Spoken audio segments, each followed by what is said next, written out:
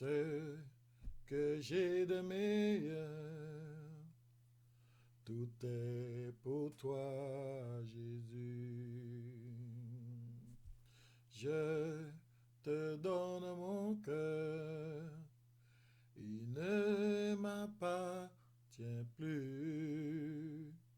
Ce que j'ai de meilleur, tout est pour toi, Jésus.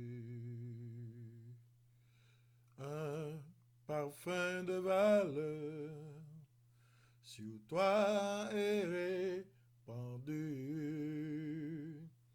C'est l'offrande de mon cœur. Je suis à toi, Jésus. Un parfum de valeur sur toi est répandu. C'est l'offrande de mon cœur. Je suis à toi, Jésus. Prends mon âme, prends mon cœur, je te donne tout.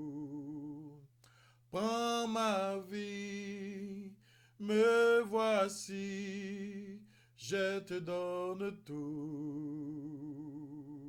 Mon cœur est tout à toi. Prends mon âme, prends mon cœur, je te donne tout. Prends ma vie, me voici, je te donne tout. Mon cœur est tout à toi.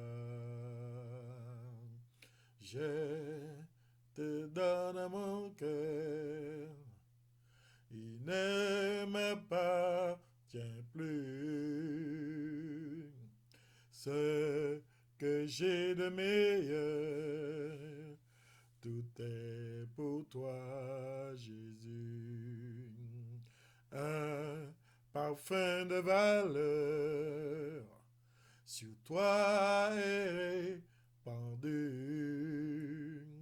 C'est l'offrande de mon cœur. Je suis à toi, Jésus. Prends mon âme, prends mon cœur, je te donne tout. Prends ma vie, me voici, je te donne tout. Mon cœur est tout à toi. Oui, Seigneur Dieu de toute gloire, nous voulons te bénir, nous voulons t'exalter parce que tu es notre Dieu, notre roi, notre Seigneur. Tu es notre forteresse, notre lumière, tu es l'alpha, l'oméga, le début, la fin de toutes choses. Comment ne pas te louer, comment ne pas te magnifier. Seigneur de gloire, je voudrais te dire merci, ô Dieu, d'avoir pris soin de nous pendant toute cette journée, de nous avoir gardés dans ton amour, dans ta grâce, dans ta miséricorde. Et Seigneur de gloire, puisses-tu nous pardonner à chacun de nous, nos manquements, nos faiblesses, nos erreurs, nos fautes. Seigneur, tu connais tout, Seigneur éternel. Puisses-tu avoir compassion de nous, Seigneur, puisses-tu nous pardonner, Seigneur de gloire. Puisses-tu, Seigneur, déverser ton sang précieux sur chacun de nous ce soir. Et que ton sang éternel des armées puisse nous sanctifier. Que ton sang, Seigneur, ce soir puisse nous laver, nous purifier. Que ton sang, Seigneur de gloire, ce soir, Père, puisse ôter de nous toute souillure, toute impureté. Ô Seigneur de gloire, puisses-tu étendre ta main de grâce sur chacun de nous en cet instant et que nos cœurs, Seigneur, soient disposés à recevoir ta parole. Seigneur de gloire, Dieu vivant, Dieu de gloire, puisses-tu parler à chacun de nous ce soir, puisses-tu nous instruire dans ton amour, dans ta grâce. Parce que tu es le vivant, Seigneur. Et Seigneur Dieu, tu connais nos cœurs, tu connais ce que nous avons en nous, que nous avons dans nos cœurs. Puisses-tu nous parler, Seigneur, puisses-tu nous instruire à chacun de nous, Seigneur. À chacun en particulier. Éternel des armées, que ton nom soit élevé, ton nom soit magnifié. Dans le nom puissant de Jésus-Christ, Amen. Amen. Je vous bénis tous dans le nom de notre Seigneur Jésus-Christ, notre Dieu de gloire, notre Seigneur de gloire, celui qui a donné sa vie sur la croix pour chacun de nous. Ce soir, bien-aimés, nous allons lire un passage qui se trouve dans Genèse au chapitre 25. Donc, si vous avez vos Bibles à côté de vous, vous pouvez prendre votre Bible et partager cette parole avec moi.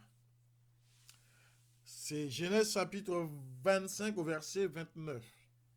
Qu'est-ce que la Bible nous dit? Comme Jacob faisait cuire un potage, Ésaü revint des champs, accablé de fatigue, et Ésaü dit à Jacob, laisse-moi, je te prie, manger de ce roux-là, car je suis fatigué. C'est pour cela qu'on a donné à Ésaü le nom d'Édom. Jacob dit, vends-moi aujourd'hui ton doigt d'aînesse. Ésaü répondit, voici, je m'en vais mourir. À quoi me sert ce doigt d'aînesse?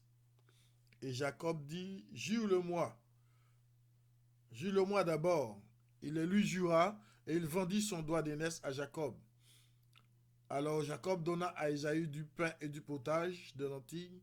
Il mangea et but, puis se leva et s'en alla. C'est ainsi qu'Ésaü méprisa le doigt d'aînesse. Amen. Bien-aimés, lorsque nous lisons ce chapitre, nous voyons en premier lieu, la Bible nous dit que Ésaü revient des champs, il était accablé de fatigue.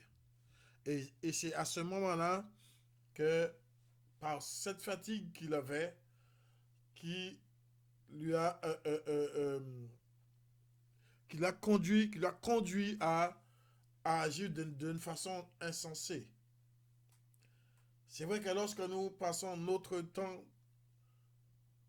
tout notre temps dans le travail, dans les activités, tout notre temps, et on ne prend pas le temps de se reposer, d'être calme, d'être dans le calme, d'être dans la paix, en présence de Dieu, eh bien, je pense que cela aussi nous entraîne à prendre des mauvaises décisions.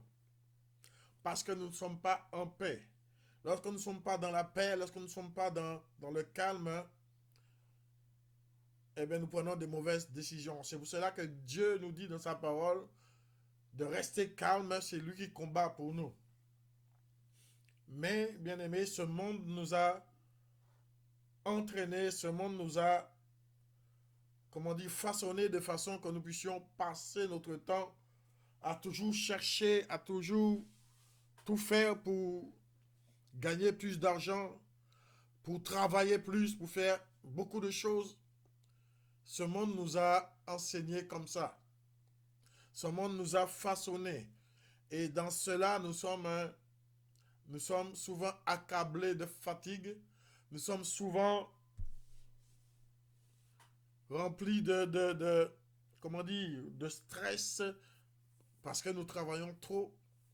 Et cela nous entraîne à prendre des mauvaises décisions. Cela nous entraîne à faire des choses qu'il ne faudrait pas faire. Bien-aimés. Et là, la Bible nous montre que Ésaü, par la fatigue qu'il avait, eh bien, ça l'a entraîné à prendre une mauvaise décision. Il dit, laisse-moi, je te prie, manger de ce roux-là, car je suis fatigué. C'est pour cela qu'on a donné à Ésaü le nom d'Édom. Jacob dit, vends-moi aujourd'hui ton doigt d'aînesse. Ésaü répondit, voici, je m'en vais mourir. À quoi me sert ce doigt d'aînesse? Donc, à travers toute cette fatigue, à travers tout ce qu'il avait, tous ces problèmes qu'il pouvait avoir, il se dit, mais pourquoi, à quoi ça va me servir ces choses-là? À quoi ça va me servir les doigts d'aînesse? Puisque je vais mourir, puisque je suis en train de souffrir, puisque je suis dans le manque.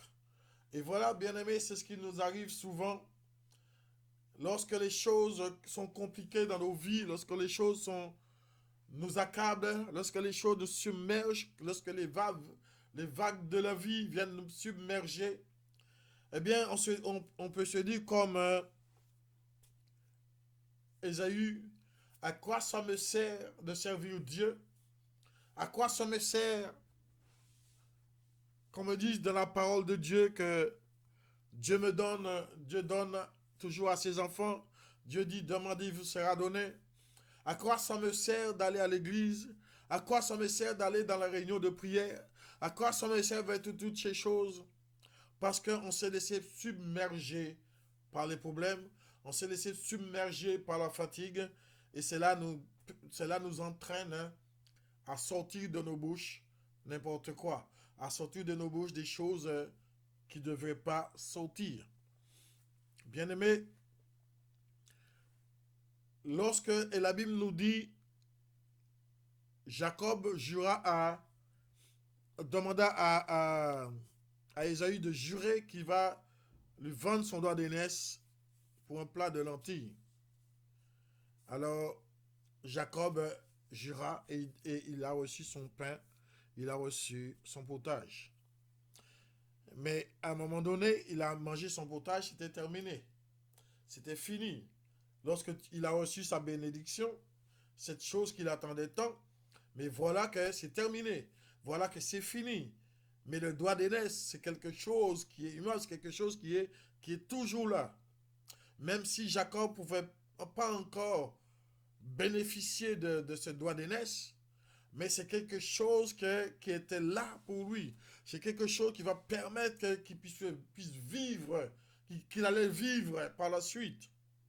Et c'est ça, bien aimé. Des fois, nous voulons, nous faisons comme Ésaü, à cause de toutes ces choses, à cause de la fatigue, à cause des problèmes, eh bien, nous risquons de vendre, nous risquons de négliger ce que Dieu nous a donné, de négliger la parole du Seigneur parce que nous voulons recevoir quelque chose tout de suite, nous voulons recevoir quelque chose tout de suite, alors que ce que Dieu a prévu pour nous va se réaliser dans nos vies. Ce que Dieu a prévu pour nous est là, même si nous ne pouvons pas encore toucher cela, même si cela n'est pas encore palpable, même si on ne peut pas encore toucher cela, bien-aimé, mais cette bénédiction est là. La bénédiction de Dieu est là. Et lorsque Dieu donne une bénédiction, cela dure. Cela ne change pas. Alléluia. Et c'est comme cela, bien-aimé. Donc, Ésaü a négligé son doigt d'aînesse. Alléluia. Ésaü a porté très peu de valeur à cela, très peu de valeur aux bénédictions divines. Parce que celui qui avait le doigt d'aînesse, bien-aimé, celui qui avait le doigt d'aînesse, ou si on peut dire, eh bien, l'héritage du premier-né. Celui qui avait le doigt d'aînesse, l'héritage du premier-né, eh bien, c'est celui-là qui recevait, c'est lui qui, après le patriarche, eh bien, c'est lui qui devait recevoir toute la conduite de la vie spirituelle et de la vie de famille. C'est lui qui devenait le responsable de la vie spirituelle de la famille, du clan et de la vie de tous les jours du clan. C'est lui qui devenait responsable de cela. Et en plus de cela, il devait recevoir une double portion de l'héritage. Tout l'héritage de la famille, c'est lui qui devait recevoir une double portion, bien-aimé. Alléluia. Amen. C'est quelque chose d'extraordinaire. Et Dieu avait promis une bénédiction à Abraham, donc cela et à travers son alliance avec Abraham, bien-aimé. Donc, comme Ésaü a vendu son doigt d'aînesse, eh bien, cela nous montre comment Ésaü, de toute évidence, il accordait très peu d'importance aux bénédictions spirituelles et aux promesses de l'alliance. Il ne portait pas d'importance pour ça. Pour lui, cela était quelque chose qui était très lointain. C'est quelque chose qui était, je dirais, qui n'était pas visible. On pouvait pas, c'était pas visible. On pouvait pas quantifier cela. On pouvait pas le sentir. Pour lui, cela avait très peu d'importance. Eh bien, bien aimé, c'est ça aussi, ce que Dieu nous a donné, ce que Dieu nous a dit dans sa parole, quand il nous dit qu'il a promis, il a établi un plan de bonheur et non de malheur pour nous. Et c'est quelque chose qui n'est pas quantifiable. C'est quelque chose qu'on ne peut pas toucher. On ne peut pas voir quel plan Dieu a établi pour nous. On ne peut pas voir quel est le plan que le Seigneur a établi. Cela est loin pour nous. On ne peut pas le toucher, bien aimé. Et cela nous entraîne comme on a l'impression que c'est tellement loin, que c'est quelque chose d'inaccessible. Eh bien, nous négligeons, bien aimé. Eh bien, nous négligeons la parole du Seigneur. On néglige cette parole, on ne fait plus attention à cette parole, et cela nous entraîne à prendre des mauvaises décisions. Cela nous entraîne à faire des mauvais choix, bien aimé. Cela nous entraîne à faire des mauvais choix.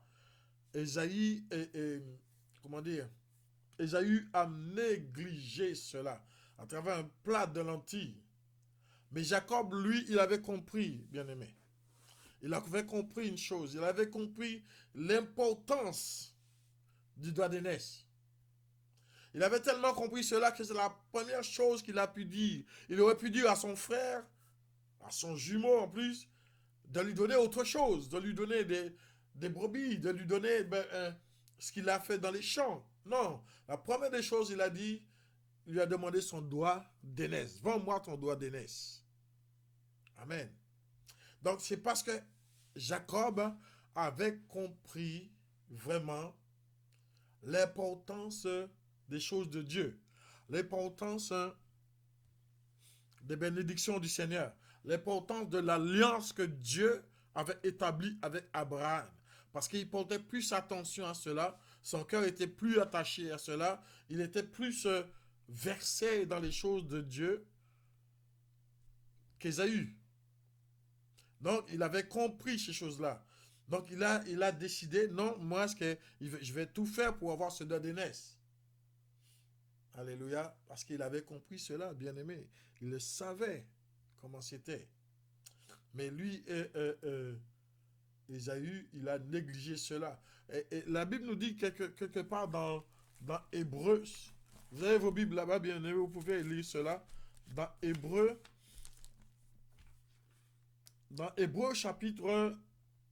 chapitre 12, hein, au verset 16, il nous dit,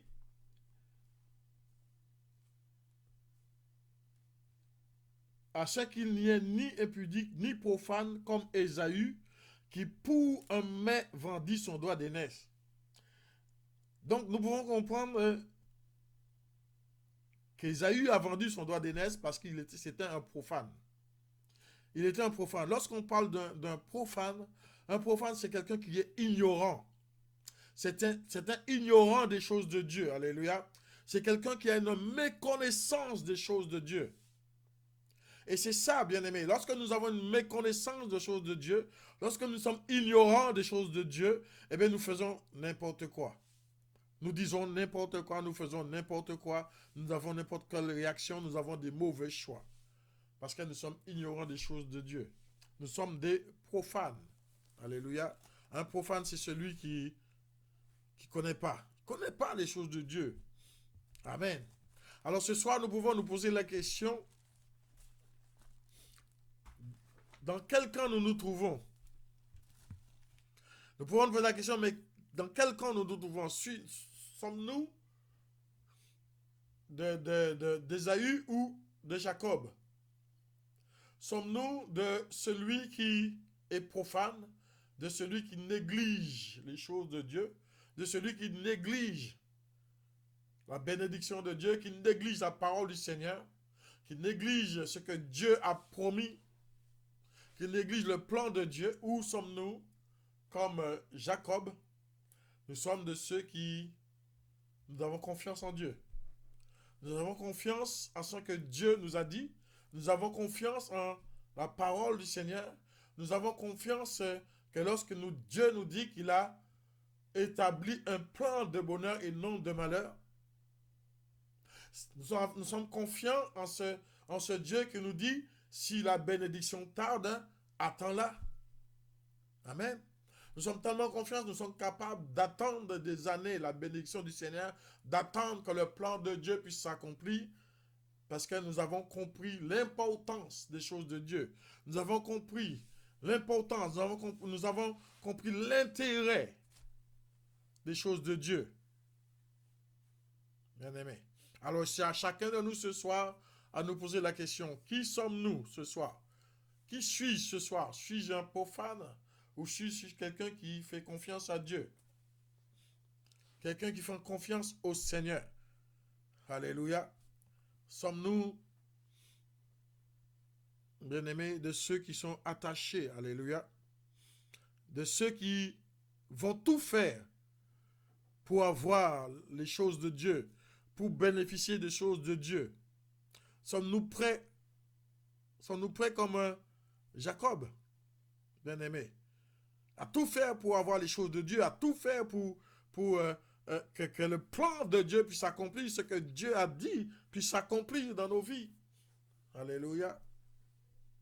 Tellement que Jacob connaissait les choses, l'importance des choses de Dieu.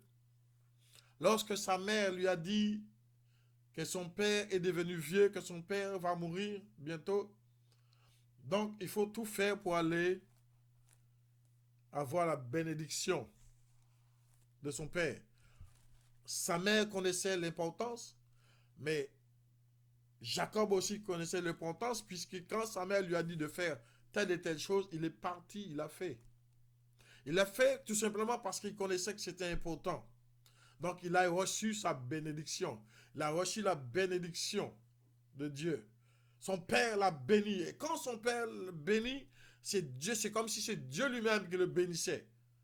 Parce que c'était une parole, c'était quelque chose qui est sorti de Dieu. Alléluia. C'est pour cela, bien-aimé, entre parenthèses, que lorsque nous bénissons quelqu'un, nous devons savoir que nous ne pouvons pas lancer des paroles comme ça, que de dire à quelqu'un, je te bénis, une parole en l'air. Parce que souvent, nous pouvons dire que Dieu te bénisse, mais nous le disons par habitude. Nous le disons par habitude, nous le disons, mais sans même penser l'importance de ces paroles. Lorsque je bénis quelqu'un, je dois savoir que cette parole, c'est une parole très importante, c'est une parole qui va s'accomplir. Si je le dis avec foi, si je le dis avec confiance, si je le dis parce que j'ai confiance en Dieu, eh bien, cette parole va s'accomplir dans la vie de quelqu'un. Mais nous devons éviter de sortir ces mots, de dire des mots de bénédiction sans même comprendre l'importance et la valeur. Parce que Dieu nous a dit dans sa parole que tous ceux que vous allez bénir sur la terre sont bénis dans les cieux. Alors si nous avons confiance en cette parole, si nous croyons réellement cette parole, lorsque tu bénis quelqu'un, eh bien, tu dois croire que cette personne sera bénie. Que personne ne puissions plus sortir une parole comme ça, une parole comme ça, comme si on le dit, mais par habitude, comme si nous disons bonjour à quelqu'un, bonjour, mais est-ce que lorsque tu dis bonjour à quelqu'un, ça veut dire que tu souhaites une bonne journée à cette personne-là? Est-ce que tu dis bonjour à quelqu'un, est-ce que tu souhaites vraiment un bonjour à cette personne? Parce que nous pouvons dire bonjour aux gens, mais sans comprendre l'importance.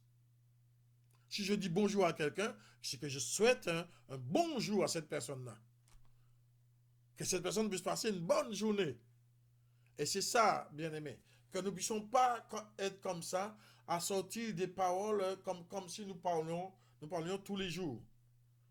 Si je dis, sois béni mon frère, sois béni ma soeur, mais je crois en cette parole. C'est parce que réellement, je veux que mon frère soit béni, je veux que ma soeur soit bénie. Alléluia. Alors lorsque tu dis à ton frère, à ta soeur, sois béni, c'est parce que réellement tu veux que ton frère ou ta soeur soit béni. Amen. Et tu verras, cette parole va s'accomplir dans la vie de ton frère ou dans la vie de ta soeur. Donc, Jacob avait compris les choses, donc il a reçu sa bénédiction. Et Ésaü qui arrive après, eh bien, il a loupé sa bénédiction. C'est là, à ce moment-là, qu'il a compris l'importance du doigt d'aînesse. L'importance de la bénédiction. Parce qu'il n'avait pas compris que la bénédiction se trouvait dans le doigt d'aînesse. Et c'est là qu'il a commencé à pleurer. C'est là qu'il a eu cette amertume. Il est devenu amer. Il est devenu amer. Il est devenu en colère. Parce qu'il a vu que son frère a été béni par son père. C'est lui qui a reçu la bénédiction divine. Il est devenu tellement en colère que même il attendait que son père meure, que ses parents puissent mourir. Et c'est à ce moment-là, il s'est dit, il va tuer son frère. C'est pour cela son frère et sa mère lui a dit de partir dans la maison de ses parents, de son oncle. Et il est parti là-bas. Mais Jacob a reçu la bénédiction de Dieu. Et lorsque vous lisez la Bible, bien aimé, lorsque vous lisez le reste, vous voyez comment Dieu a été avec Jacob. Comment Dieu l'a suivi, comment Dieu a été avec lui. Et de même, nous voyons tellement que cette bénédiction, c'est lui qui l'a reçu tout cela, parce que c'est de lui qu'est sorti les 12 tribus d'Israël. C'est de Jacob est sorti les 12 tribus d'Israël. Alors nous voyons l'importance de la bénédiction, nous voyons l'importance du doigt d'aînesse et comment lorsque Dieu a établi quelque chose, comment les choses sont extraordinaires. Et comment Dieu est toujours derrière sa parole pour l'accomplir. Amen. Seigneur Dieu de toute gloire, je veux te louer, t'élever, te magnifier. Je voudrais te dire merci pour cet instant. Merci pour ce moment, Père éternel, mon Dieu, nous avons partagé ta parole. Merci, éternel Dieu de gloire, pour chacun de nous. Merci pour ton peuple. Merci pour mon frère, pour ma soeur, Dieu vivant. Merci pour tous ceux, Seigneur, qui vont écouter ce message par la suite. Tous ceux qui partagent ce moment avec moi, Seigneur de gloire. Que vraiment, Seigneur, que ta main de grâce soit sur chacun d'eux. Père Tout-Puissant, puisses-tu les guider, les conduire, puisses-tu étendre ta main de majesté sur eux, que tu puisses leur accorder, Seigneur de gloire, l'intelligence spirituelle. Et Père, au nom de Jésus, que ta main de grâce soit sur ton peuple. Et que ton peuple, Seigneur, puisse aller de l'avant avec toi. Que ton peuple, Seigneur, puisse avancer avec toi. Oh Dieu, ne tiens pas compte, Seigneur, des manquements de tes enfants. Ne tiens pas compte de nos manquements, Seigneur, de nos faiblesses. Mais oh Dieu, par égard pour ton nom, Seigneur éternel des armées, étends ta main. Étends ta main sur chacun de tes enfants et que tes enfants puissent aller de l'avant. Que tes enfants, Seigneur, puissent recevoir ta grâce, puissent recevoir ta bénédiction, Seigneur de gloire. Que ton peuple, Seigneur de gloire, puisse comprendre l'importance, Seigneur de gloire, de ce que tu nous dis dans ta parole. Que ton peuple, que chacun de nous, nous puissions comprendre l'importance de cela, Seigneur. Oh Dieu, que ta parole, Seigneur, prenne vie en nous. Que ta parole nous renouvelle, que ta parole nous transforme. Que ta parole nous sanctifie, ô Dieu vivant. Que ton nom soit béni, que ton nom soit magnifié, Seigneur. Voilà, à cet instant, Seigneur de gloire, nous avons terminé. Je voudrais, selon ta parole, que nous dit, tous ceux que vous allez bénir sur la terre sont bénis dans les cieux. Seigneur de gloire, je bénis chacun. Je bénis mon frère, je bénis ma soeur. Je bénis ton peuple, je bénis tous ceux, Seigneur de gloire, qui écouteront cela par la suite. Que ta bénédiction descende sur eux. Que tu puisses ouvrir les écluses des cieux, Seigneur de gloire. Que la pluie de la première, de l'arrière-saison descende sur leur vie, sur leur maison, sur leur famille, au nom puissant de Jésus-Christ de Nazareth. Père, sois élevé, sois magnifié, dans le nom de Jésus-Christ. Amen.